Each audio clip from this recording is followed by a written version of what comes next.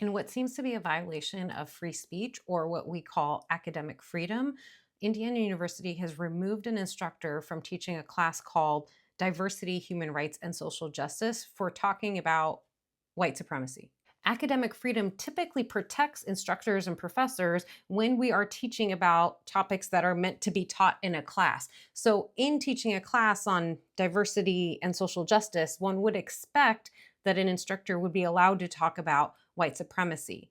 I attended a panel about academic freedom at my institution a few months back with folks from the law school, and they were very clear that when you are teaching about something that is part of the coursework, that is part of the area of expertise that you are supposed to be teaching on, that you are allowed to talk about it, which makes sense, right?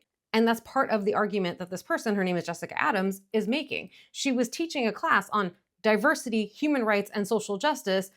And I think most of us would agree that white supremacy fits in that course. Apparently, this pyramid is part of what was formally complained about. And by the way, it was a student who took the complaint to the senator, the US senator from Indiana, who then referred the complaint over to Indiana University. And actually, it was the dean of the School of Social Work who brought the complaint against their own lecturer.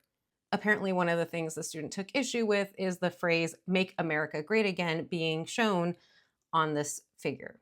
This is what Jessica Adams said she was trying to teach about white supremacy, including that it is about centering white thought and experience as the normal experience for all citizens or for all Americans, and that she felt it was important to name very specific ways in which we see white supremacy showing up in our society.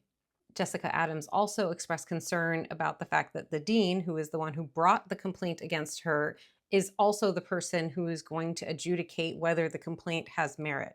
And this case demonstrates a far bigger issue than just this one topic or this one figure in this one course at this one institution. It points to the change in atmosphere that has been created intentionally by the federal government to try to change what is taught in our universities. This is one of the ways in which they are trying to control higher education in the United States, a system that has functioned at the highest level for many, many years and has brought students from all over the world to come here to learn because of how excellent our higher education system is, and they are trying to ruin it. Soon enough, I wouldn't be surprised if we're not allowed to teach about evolution.